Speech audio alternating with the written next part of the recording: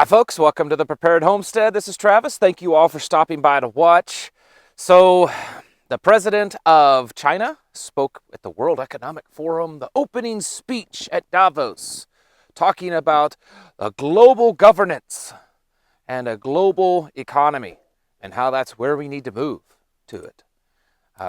Our own president now is talking more about executive orders that would bring about basically the Green New Deal, some radical environmental changes. The Department of Homeland Security has put out a warning that they believe that there could be violence happen across the nation over the next couple of weeks due to domestic extreme violence, you know, the homegrown big T word. There's been the stock market's going crazy up and down, and a lot more downs than up, and people getting really uneasy about what the stock market is doing and wondering if it's the sign of the big stock market collapse. This kind of stuff has just happened in the last day or so, and there's a lot more that I could go on to mention. We've gotten so caught up over the last several months. I mean, we're up to, what is it now? It's good to wear up to 3 masks, maybe 4. Why not wear 10? Just put a bag over your head and wrap some duct tape around it. That'll protect you. I mean, the roller coaster of panic and emotions and fear, and this is the next biggest SHTF that's going to hit and it's all going to collapse. This has been going on for quite a while now.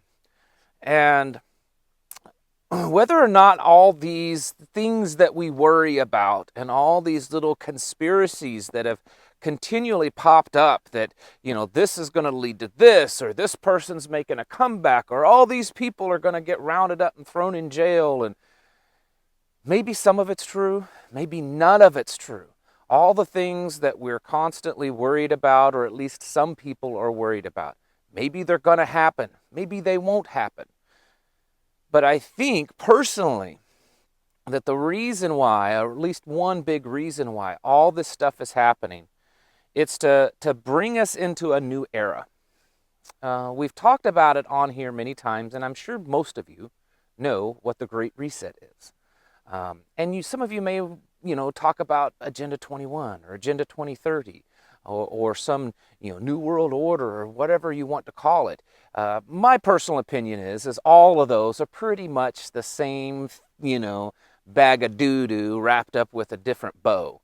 And so what I think personally that's going on is the powers that be, the top elite, the 1%, the cabal, the deep state, the Illuminati, I don't care whatever you want to call them, the men behind the curtain. They are wanting to push us into this new era, this new silicon age, so to speak. We've gone through the Bronze Age. We're still technically in the Iron Age. We went from the Stone Age to the Bronze Age, and they're kind of still in the Iron Age. And they're wanting to push us into this silicon age of where things are just different. And I think to do that, they need something to happen. They either need something totally catastrophic to bring the world or to bring society to its knees, or they just need enough stuff happening so that we're all distracted. And then one day we wake up and we're in a new era, a new age. And I personally believe that is kind of the bigger picture of what's going on. It doesn't mean that all the things that we're worried about, Second Amendment and First Amendment and secession and Civil War and Trump making a comeback or Trump not making a comeback or, Biden handing us over to the Chinese, whatever it is. I mean, there's all these possibilities that could happen. Stock market collapse, food shortages, it's just on and on. And it's all possible. Maybe it is, maybe it isn't. But I think in the end, what we're seeing play out is just more movement towards, the elites resetting our society.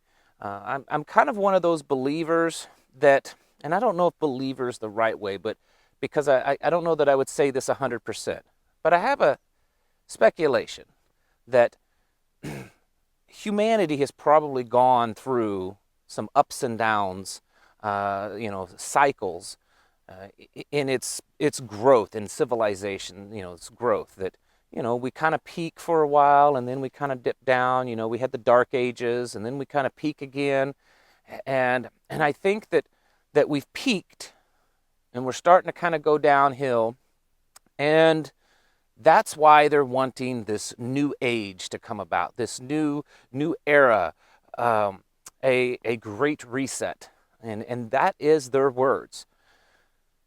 So I guess my message is that it's okay to think about all these things that could be going on. It's okay to keep an eye on them. I mean, I certainly do. And I believe it's wise to. I believe it's wise to pay attention to all these various things that's going on in our world, because many of them, if not all of them, could directly affect us. So we need to be prepared for that. We need to kind of see what's going on so that we can do our best to try to see it coming at us, right? But all along realize that there's a strong possibility that all this craziness and so much of it right now really can't even be explained, or just the oddities of why is this happening? Why are these people behaving this way? This doesn't even make sense. It's possible because it's just another big distraction. It's a big distraction to keep us all busy, the little mice that they're trying to keep busy so that they can usher in a whole new era. A new era that will radically change, just in the same way that the Iron Age was a radical change for people that grew up that were from the Bronze Age. If you took someone from the Bronze Age and you planted them, if you took someone from the 1500s and you planted them into the 1800s, it would be a radical change for them. What is this big locomotive steam engine thing? How in the world does that work? And the same way that if you took someone from a couple of hundred years ago and transplanted them into today's world, it would be an absolute radical change. And the things that have been talked about for the last few years in the tech world, the things that's been talked about at the World Economic Forum and the United Nations and the International Monetary Fund and all of these world's elites that have been talking about, and they've been very open about it. This is not like, oh, come on with this crazy tinfoil hat wearing conspiracy stuff. It's not conspiracy. These people are flat out saying it. They're right out in the open of their vision for the future, this utopian future that they hope to create. And it's going to benefit every one of us, right? You're not going to have any individuality. You're not going to have any personal rights. You're not going to own anything. You're not going to be able to do what you want, but it's going to be great. You're going to love it. Because we're all going to be equal, and we're going to sit around at night holding hands singing Kumbaya. That's right. That's way better than having your personal freedoms. This is the world that they want. The technology that they have already admitted that they have, the technology that is rumored that they have, and the technology that they want to develop, when it's all said and done, it's going to be much like a futuristic sci-fi movie. And I think that they're hoping that it's going to be this wonderful, peaceful utopian. But as we all know, that's not how humans work. And it's never existed. And the odds are of it existing under the control of a human is almost non-existent. So their plans are most likely going to happen. I mean, they're already working on it. There's not even a what if or maybe. They're already doing it. And so you and I have to do everything we can to prepare for it. That's the stuff that we talk about every day on this channel. That we prepare ourselves mentally, that we we get our houses in order, that we get prayed up, trained up, and prepped up, that we build connections and get our training down and get our skills down and or learn new skills.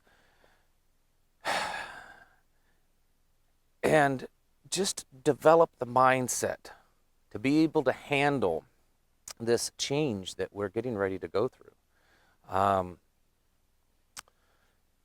I think the majority of us, and the majority of you watching, will probably live to see it.